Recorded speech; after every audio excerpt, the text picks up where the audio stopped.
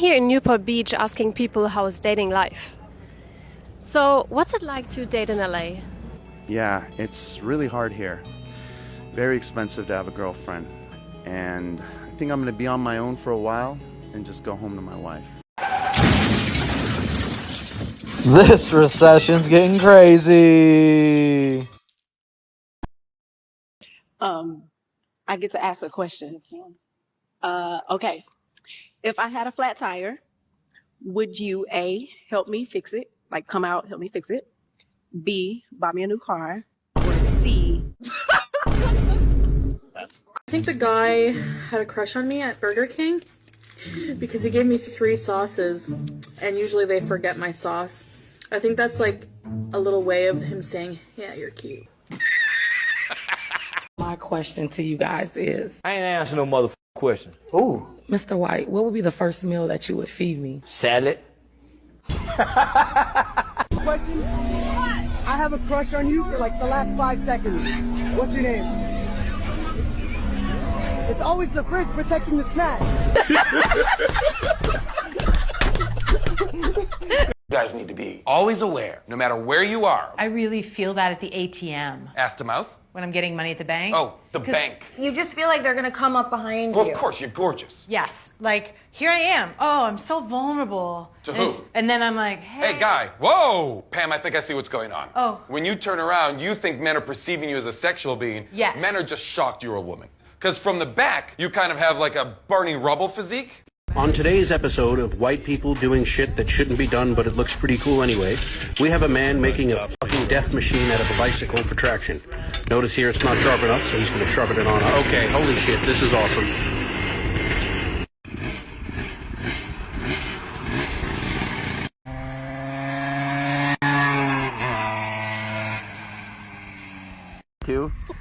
Top speed of 72 miles per hour.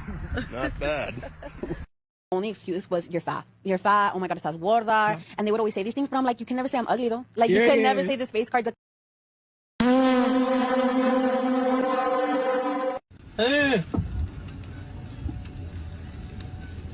Technologia. Technologia.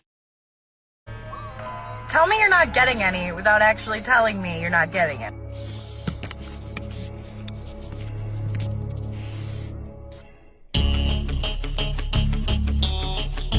If you say I want a man that make $100,000, you eliminated 85% of all men.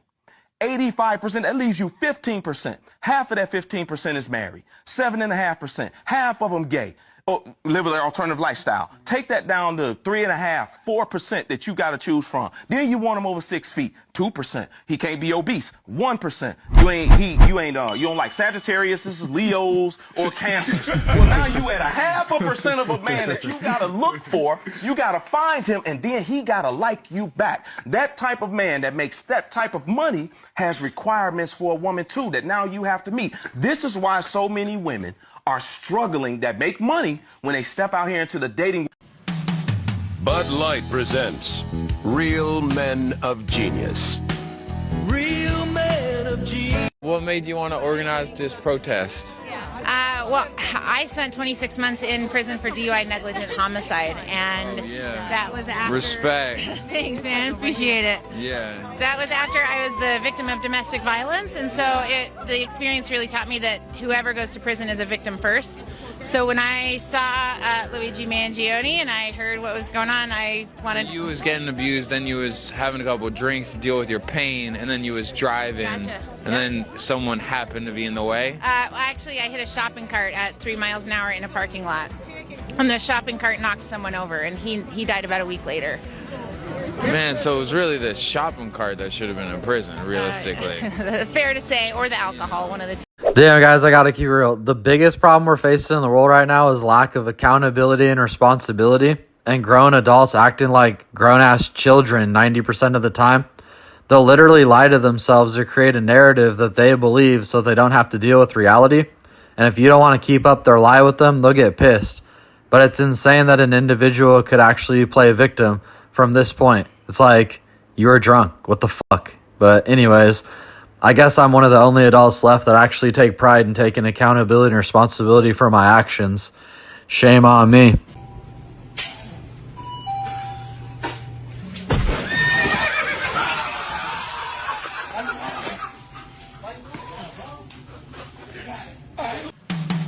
Bud Light presents Real Men of Genius.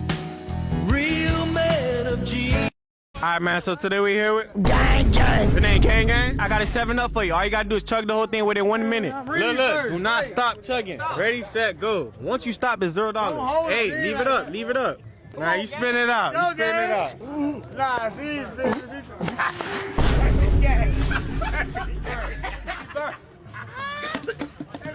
you failed, you failed. Hey guys, if you're looking for the wildest police videos YouTube has to offer, you gotta pay us a visit over here at FreezePOV. Oh, cool.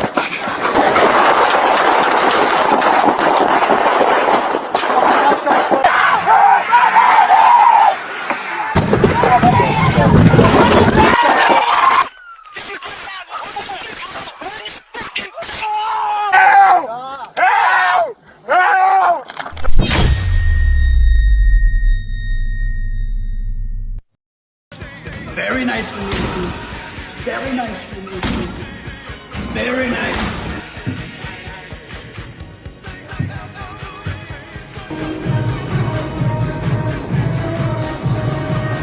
$10 trillion is too much. I'm in love. And this without getting no pussy. I haven't had pussy in like 3 weeks. That don't matter, y'all. Y'all can still be in love. She never gives me any. And look at me, in love. I don't care that she used to be a hoe before she met me and gave it up easily.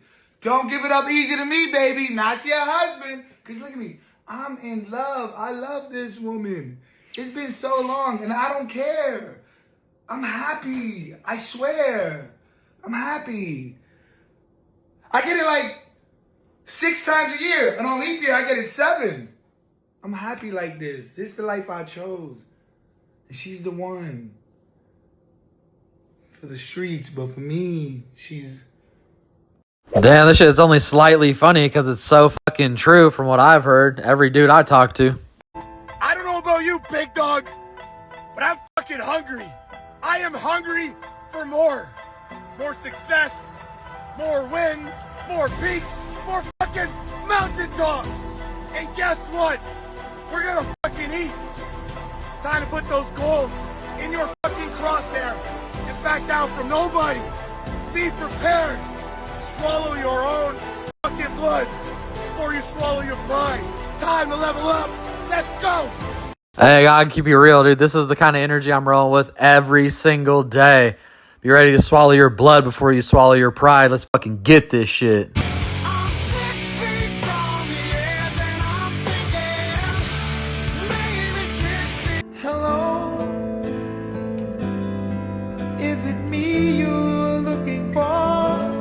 Formal PSA that you can live a life like this if you just know how to talk to people. Communication and talking to people is the #1 skill set that will set you up for success in your life. Whether that's starting a business, networking, whatever you do, it's all about the art of communication. So there's one tip that I'm going to leave you with in the next 60 seconds that is going to make you a lot of money no matter what you do. And that is, no matter what conversation you go into, you need to know what internal motivation somebody has. Meaning everybody wants something, whether that's validation, whether that's reassurance, whether it's problem solution.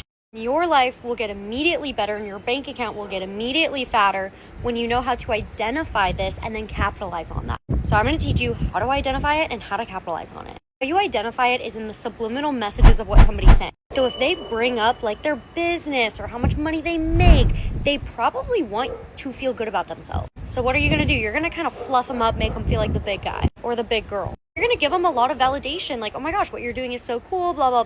Asking them a ton of questions, that way it can open up the floodgates for them to open up and talk about themselves. Or if they're telling you a lot about a problem, they probably want your advice, either some reassurance or to help solve that problem. Because it's something that's on their mind that they want out of somebody else. This is how you connect with somebody. And when it comes to capitalizing on it, you have to think about what you want. So now that you got what they want and they feel good about it, what do you want out of it? Do you want a connection? Do you want a friendship? Do you want a relationship? Do you want a job opportunity? What the hell is it? The biggest tip with this, and it's different with every conversation, is just to ask. Ask to connect. Ask to network. Ask for that frickin' job. Ask for them to connect you to some other person. Like, whatever you want out of the conversation, just be bold about it. And if you're like, damn, I could do that in a conversation. Guess what? I just taught you sales. And you can make hundreds of thousands of dollars in sales. Guys, I talked about this before. This is the beginning of playing 3D chess in life instead of playing checkers and being a surface level thinker straight up. Really think deep about your life. They say humans are only using 10% of their brain, but are you even using 10% of that? Because you could really move mountains if you think with your whole brain.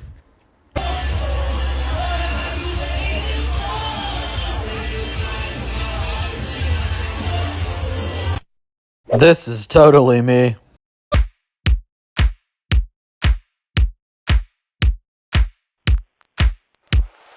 Go where you wanna go. Do what you're gonna do. Do what you wanna do. Go where you wanna go.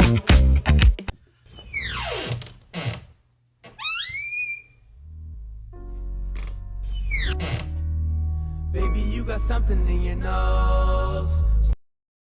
All right, y'all, let's see what I got for you today. You know, I want to talk about when shit gets wordy, you know? As a business owner, we send a lot of emails and texts and things like that. And when the texts and the emails get overly wordy and there's just too much going on, even if your message is really good, it's just difficult for someone to digest. So I think it's important to think about how we're communicating with people. And also when we're talking, the less that we can say, I think the better off we are. When we just, you know, when you're trying to convey a point and you almost reiterate it or you just keep going on, it just loses its value. And I've noticed over time, like I've become more and more of a quiet individual. I don't really want to talk. Of course, these fools will start up this motherfucking tile saw as soon as I started talking on this thing.